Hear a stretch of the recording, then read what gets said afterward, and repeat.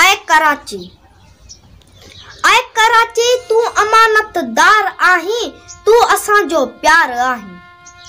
तो पलो में मालकीअ जो आ बधो सो घोपनो, वक्त जेको खुशखतीअ सां हो लिखी तोखे ॾिनो। आ चिटी तंहिंजे मथां इतिहास जी सुहिणी सही, आ चिटी तंहिंजे मथां इतिहास जी सुहिणी सही।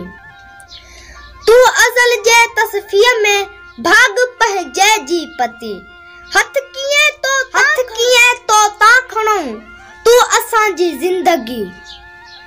तो सिवा हिन जी पंहिंजे कान आहे जाए जाची।